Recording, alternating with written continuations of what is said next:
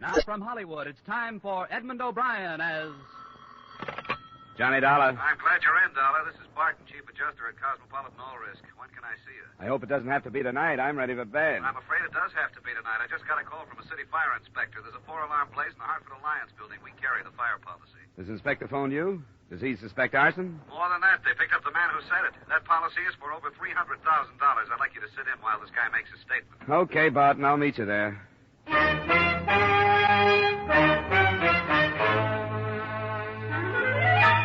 Edmund O'Brien in another adventure of the man with the action-packed expense account. America's fabulous freelance insurance investigator. Yours truly, Johnny Dollar.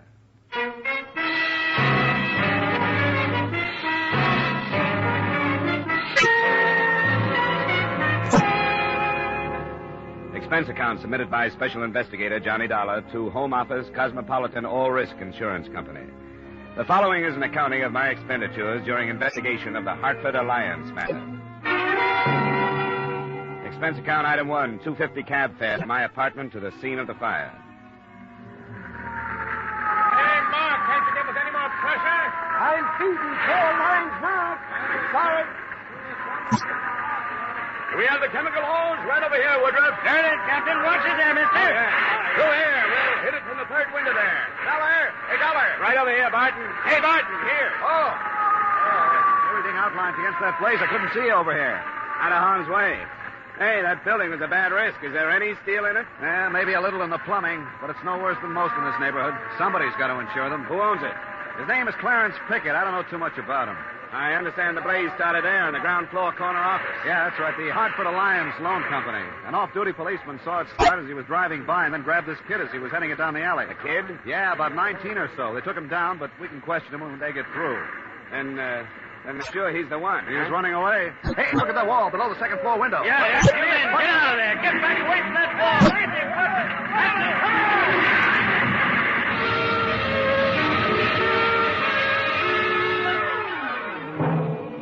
Expense account item 2, $1.75 cab fare to police headquarters where I met Sergeant Broderick, the officer in charge. This kid's a queer one. I don't know what you'll get out of him. He wouldn't even give us a name to book him under. Nothing on him that would identify him? Nothing. He must have stripped his pockets. Well, the fact that he darn near killed a bunch of men might help loosen him up, huh? I wish you luck.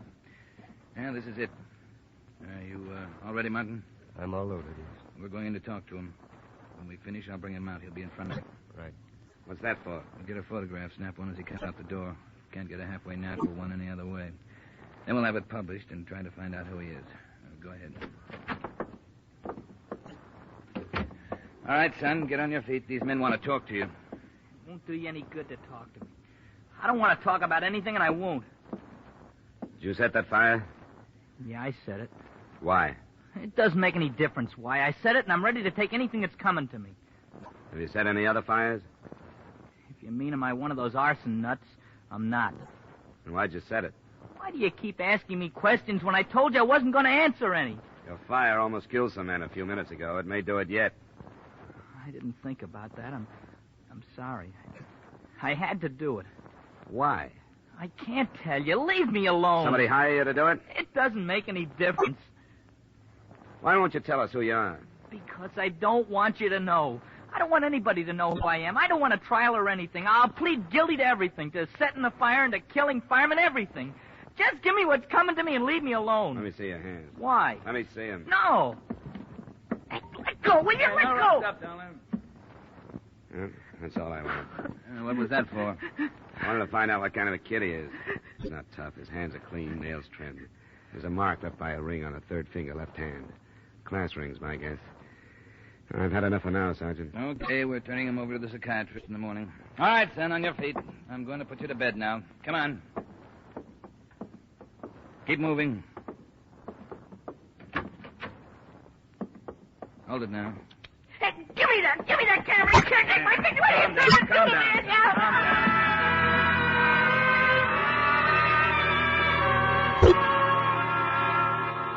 Expense account item 3, $7. Transportation and general costs the next morning spent while running down the financial condition of Mr. Clarence Pickett, owner of the building.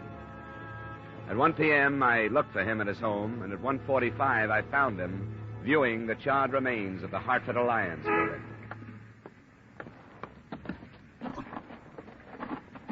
Pickett? Eh? Yes? You were pointed out to me by one of the workmen. My name is Dollar. I'm working for Cosmopolitan All Risk. And I suppose they was as troubled as I am over this. My office was right there, the corner one on the 3rd floor. It's right over the spot where the fire started. Yes, so I've been advised. And I was reminded as to how many nights I've been working there at the hour it broke out. You haven't assayed the loss already, have you? It's not my job, Mr. Pickett. I'm not an adjuster. I'm a private investigator. Oh. Well, I suppose under conditions such as we find ourselves, it'd be reasonable to expect investigation. Who is that strange boy? And why did he do this thing? You've seen his picture in the paper there. I was going to ask you if you knew him. I? Well, of course I'd. What are your insinuations, young man? Look, Mr. Pickett, the conditions, as you call them, are not at all clear. An insurance company feels it has a right to make plenty of insinuations when it's up against a fire of incendiary origin. Go on. I was able to learn this morning that financially, you are not a healthy man. You rotten snoop. You've taken some pretty heavy losses on the exchange in the past few months. I've dealt in stocks, bonds, and property for a long time. When the day comes that I have to burn myself out to recoup my losses... Oh, go away. I don't want to talk with you any further. I'm afraid it can't stop here. Will you come down to police headquarters and face that boy they picked up? I will not. Why won't you? Because I have no reason to. I've never seen him, and I don't chase him. On the strength of your refusal, I think a court order could force you to. You do that. I certainly would. So you have nothing to lose by coming without one. Very well, Mr. Dollar. And I'll see you choke on your own insults.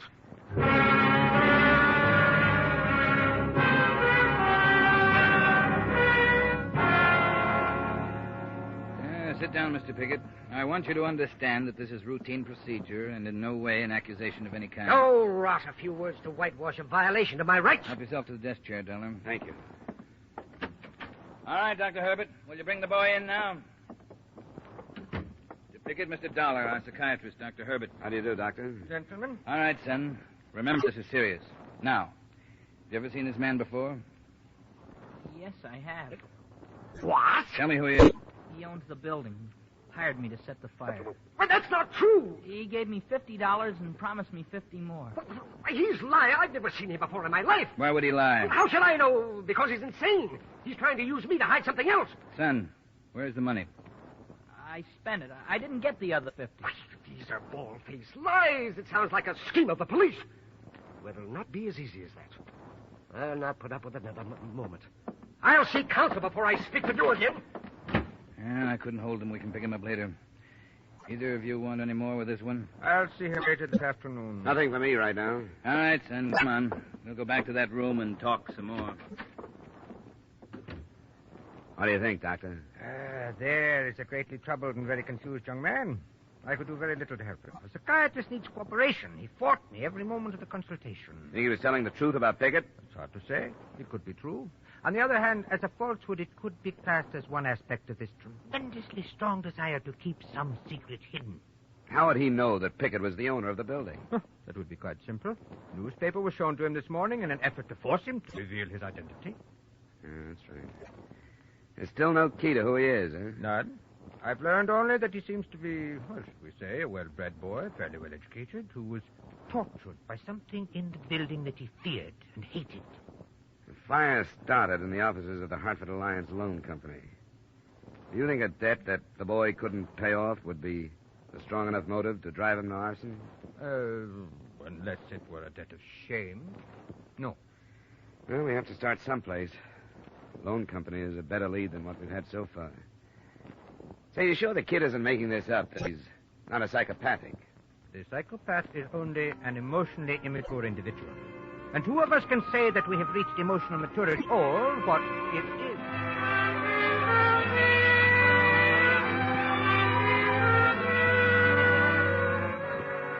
After hearing the doctor out to the bitter end, I knew no more about the arson case than I'd known before. Expense account item 4, $1.75 cab fare back to the ruins of the Hartford Alliance building. Only a guard from the fire department was there, and a workman who was busy in the same office I wanted to look over. I wouldn't come in here if I were you. You'll get dirty and it isn't too safe. I'll be all right. What do you want? Well, I got an okay from the guards out there. I'm an investigator working on this case. Oh, go ahead then. This loan outfit hired me to bring out their stuff that isn't burned, but it's all mixed up with the stuff from upstairs. Caved in. Yes, fires are a mess. Yeah, the safe from up there fell through, and I can't tell one from another. I wouldn't be surprised if the whole floor came next, what's left of it. What are you looking for? I don't know. What was upstairs? An employment agency, from what I picked up. Maids and butlers and that kind of thing. There's the one safe, and that's the other. Can you tell them apart? Why don't you take both of them out and open them? Yeah, well, all right. Give me a hand then, will you? Sure. This one's almost covered up. Hey, what's that? Sounds like a timber. Let's move. Hey, there's stuff above. Yeah, there's someone up there. Come on, this way. Come on. Hey! Hey, you up there! Hey! Hey!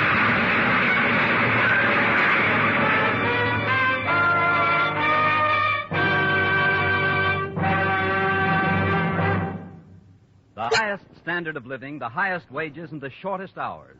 All this, plus the time-honored guarantee of individual freedom. Where else will you find all these advantages but under our American economic system?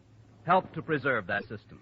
It has brought more benefits to more people than any other system ever devised. Now, with our star Edmund O'Brien, we return to the second act of Yours Truly, Johnny Dollar.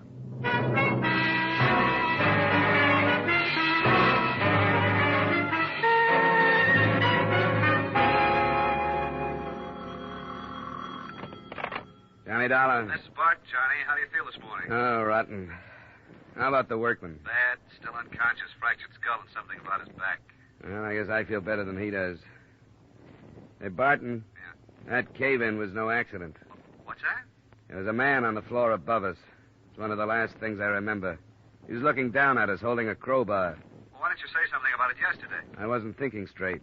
You don't after a crack in the head like that. But I began to remember last night. Are you sure of this, Dollar? I guess it'll be hard to prove. There were two safes in there. One from the Hartford Alliance Loan Company and the other from the Hartford Alliance Employment Agency. It had fallen through from the office above.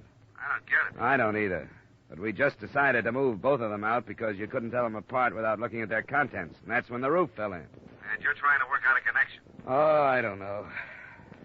Say, what about the kid? Has he been identified? Not yet. He still insisted Pickett paid him to set the blaze. Hard to prove, but I'm following it up. I wouldn't build a case on it yet. I'll try some more coffee and aspirin, and when I can make it, I'll go down and talk to the kid again.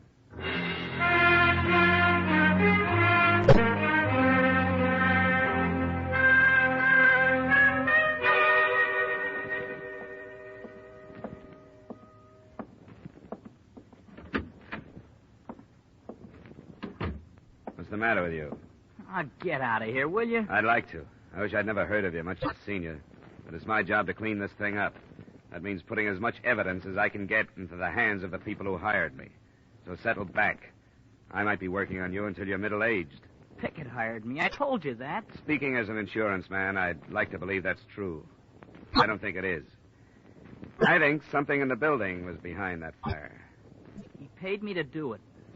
And why would somebody try to kill a workman and me because we were pulling a couple of office safes out of the wreckage? I don't know.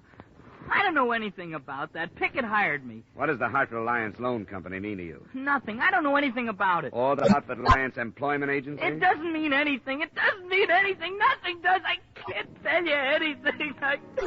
Leave me alone, will you? I can't tell you anything. Please, leave me alone.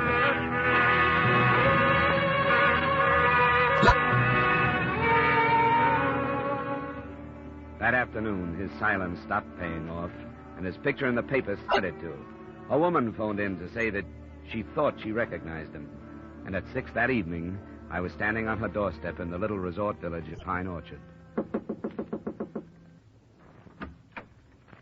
Mrs. Landry? Yes. My name is Dollar. I talked to you after you phoned the police in Hartford. Oh, yes, Mr. Dollar. Won't you come in? Thank you. It was just the strangest thing about the way I happened to see that Hartford paper. Nobody out here takes it, you know. But I went down to the drugstore to buy a movie magazine, and something just pulled my eyes to this paper, and there was Billy Brandon. You're sure of it? I've known him since he was a tyke. I worked for his people, you know. That was before Mrs. Brandon passed on 3 years ago. I can't imagine what could have got into Billy to be in such awful trouble. Is his father still alive? Oh, my, yes, a splendid man. And they live here in Pine Orchard? Only in the summer. They're from Chicago, but they have a huge estate here, loads of money. Mr. Brandon is in Florida fishing. Poor man, I don't suppose he even knows. The police are trying to locate him. Yes, I just don't know what to think of it. How could Billy cause his poor father such shame? Mrs. Landry, do you know if there's anyone on the estate now that I could talk to? Nobody that lives in. Mr. Meek, the gardener, lives just down the street. He told me just yesterday that woman they kept out there left her job without so much as locking up the house. Who is she? Their maid. An out-of-town girl. From your home, Hartford. Some employment agency sent her. Employment agency? That's what Mr. Meek told me. Mrs. Landry, do you know if it was the Hartford Alliance Employment Agency? Yes, that was it. It's their business, I suppose, but there are plenty of good girls right here in town. Mrs. Landry, what was her name? Do you know? No, I don't, but Mr. Meek lives just down the street. He'd know.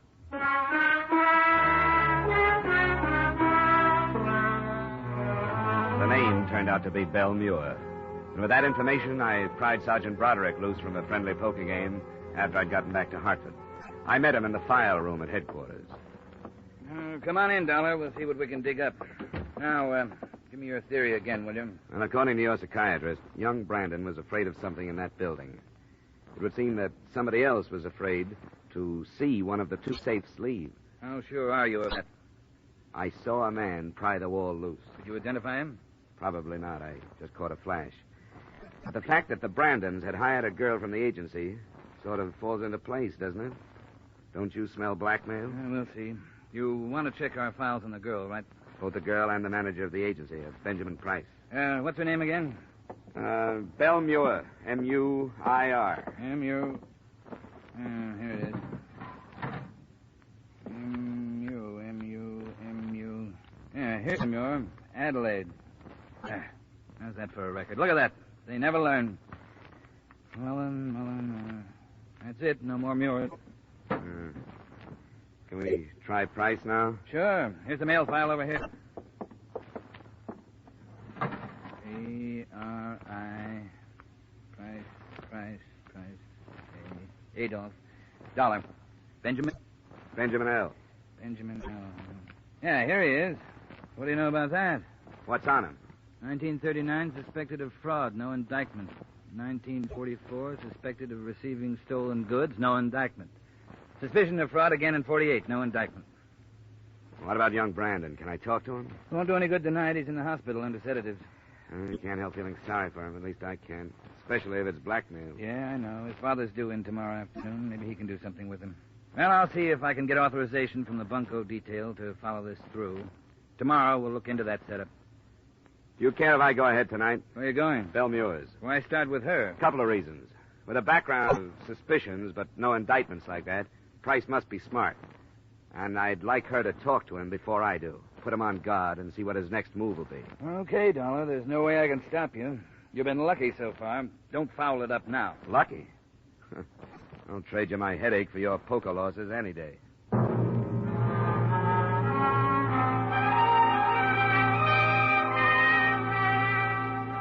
The discovery of Benjamin Price's name in the police file wasn't the only development to take place at headquarters. The desk sergeant had a message which he passed along just before I left. The workman who had been with me in the office when the wall had come down on us had died of his injuries. It wasn't just an arson case any longer.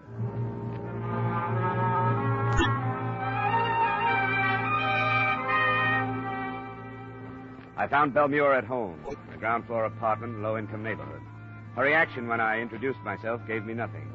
She invited me in, apologized for some nylons drying on the back of a chair, and invited me to sit down. I can't believe that Mr. Brandon would do such a thing. Why would he? I think he was being blackmailed. Oh, a nice young man like him. I don't think he'd ever do anything he could be blackmailed for. He's too nice. Have you ever heard of anybody but people with nice reputations standing still for blackmail? Oh, I can't believe it. And I don't understand about the fire. Why would he do that? To try and stop the blackmailers. Now, you're the only connection we've found between the building and the Brandons. I'd hoped you could help us. Help you? I don't know anything about it. You got your job at the Brandons through the Hartford Alliance Employment Agency? Yeah, I've been signed with them for over a year. Is there any way they could have gotten a hold of any information they could use against the boy? I don't see how. And I swear, I don't know what it could be. Young Mr. Brennan was almost too nice, if you know what I mean. No, just what do you mean? Well, I've had trouble with some of these spoiled rich men's sons, but Mr. Brandon never looked twice at me. Listen, you don't think that I... Why'd you leave your job so suddenly, Miss Muir? I didn't. I'm still employed. But when his father ran off to Florida and young Mr. Brandon said he was going away, I didn't see any use cooling my heels in that place away from my friends. Uh-huh, sure. I think you're barking up the wrong tree, Mr. Dollar. They're all nice people, agency, every one. Mr. Price, the manager? He's very nice. He has quite a record of being questioned by the police. I don't believe that. It's true. Well, I never would have suspected it. I don't know what to think of this, Mr. Dollar. I really don't. I don't either, Miss Muir. I won't take any more of your time. Thanks a lot. Well, anything I can do to help, please call on me. I said I would and left the apartment. But I got back to her position outside her door in time to hear a phone dialed and a conversation that started, "He was here."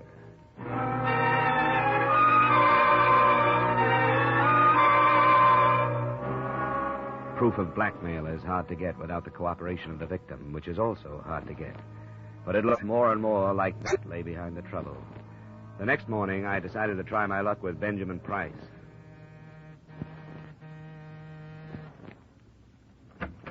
Yes? Mr. Price? That's right. My name is Dollar. I'm investigating the fire in your building for the insurance company. What do you want from me? I didn't light it. It's funny you should say that. Why? Because in a way, I think you did. You can suspect blackmail all you want. That's one thing, making it stick as another. I guess Belle won't be much of a witness against you, will she? Best kind I can think of.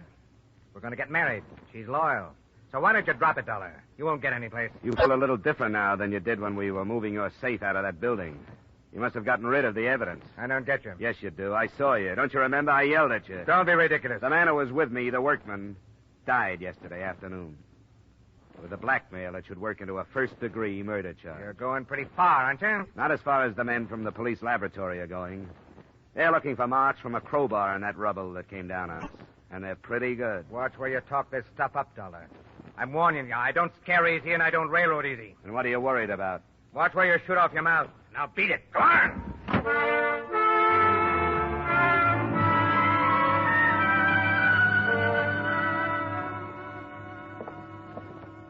I wish you hadn't gone to him, Dollar. You said yourself he was smart. He is, but he's guilty, too. I recognize him, and he knows it. What about the father? Well, he got in a little afternoon. He's a pretty important man in Chicago, an ex-public defender. Defense lawyer now with one of the biggest private practices there. Sure, he would be. Yeah, this is the room. We, moved out of the ward. Mr. Brandon, this is Mr. Dollar from the insurance company. How do you do? Mr. Brandon? Mr. Dollar, I understand that you've done a great deal of work on this situation, and I feel that it's fair to tell you that neither my son or I will make any kind of statement until we take the query under the fullest consideration. That's all right with me, Mr. Brandon. I just left Benjamin Price. You did? Yeah. From his attitude, I take it that the basis of his blackmail is pretty strong. Blackmail? I see no reason for that word to enter the conversation. You're not in a courtroom now, Mr. Brandon. You're in a hospital room where your son has been kept under sedatives because of an almost complete nervous breakdown. Price is convinced that you'll sacrifice your son rather than give us proof that will clean this up. He threw that in my face. Mr. Dollar, as an insurance investigator, what is your interest in this case at the moment? Your son has tried to involve an innocent man. The company that hired me would be liable to slander if they try to build a case on his accusations. And you know the insurance companies. I do, indeed. I can promise you that we'll dig into your son's background and your background until we get the answers we want. Dad. Just a moment, Bill. If you let Price get through this untouched, where do you think he'll stop, Mr. Brandon? Dad, make him go. I can't stand anymore. I don't care about myself, but I don't want... Bill, let me handle this. Mr. Dollar, you must realize that my son acted under severe emotional strain. Could I depend upon you to be a witness in his defense? No, you couldn't. He started something that caused a man's death. Dad, don't let him talk anymore. Just leave me alone and I'll take care of it. I've done it all right so far. Sure, you've done a fine job. Bill, I think it's gone far enough. has to stop sometime. But, Dad... Dollar, my son was involved in a traffic accident in Chicago 2 years ago. He was drunk. A woman was killed. There was a witness, and I paid him to perjure himself in our favor. Bill was acquitted. Price found out about that? Yes. How? This man, well, his name isn't important now, continued to extort money from me. He phoned the house in Pine Orchard, and the maid overheard. I didn't know Bill knew about it until today. She didn't know I was there, and I listened to her talk about it. The first one was bad enough, but then with another one, I had to do something. Did you make a payment to the maid? No, somebody else. A man. Did you recognize him? Yes. Would you identify him if we took you to him? Yes.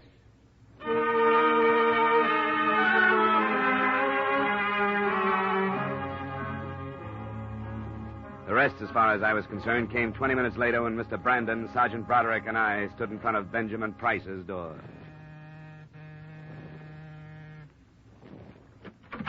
Well, Dollar, haven't you caused...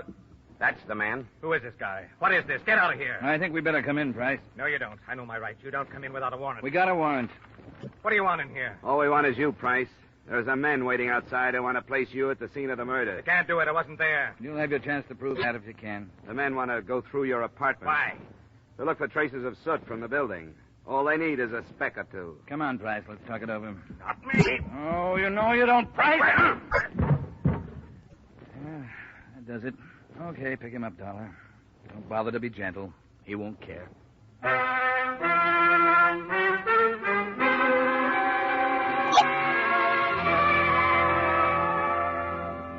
Expense account item 6, $40, miscellaneous. Item 7, $2.50 cab fare back to my apartment. I guess the company won't get far trying to avoid the payment of damages, but all of us might make a moral out of the matter. Maybe somebody has said it before. One sin begets another. In this case, the original conspiracy to perjure a witness parlayed to an arson indictment. The son, fraud and murder for Price and Belmure, and enough charges to put the father out of work for the duration. All I got out of it was a headache. Expense account total, $180. Yours truly, Johnny Dollar.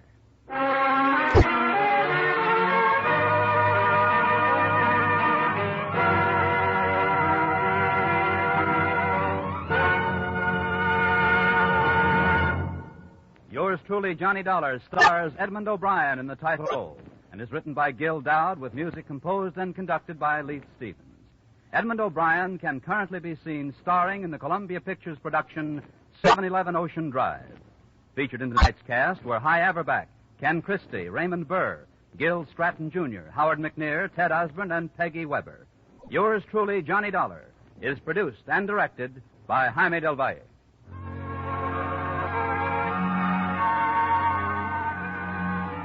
There'll be a new adventure with Philip Marlowe, Raymond Chandler's famous private eye, on most of these same CBS stations this Friday night. Shrewd, hard-boiled, given to the wisecrack, Philip Marlowe will bring you a solid half hour of thrills Friday night on CBS, the Columbia Broadcasting System.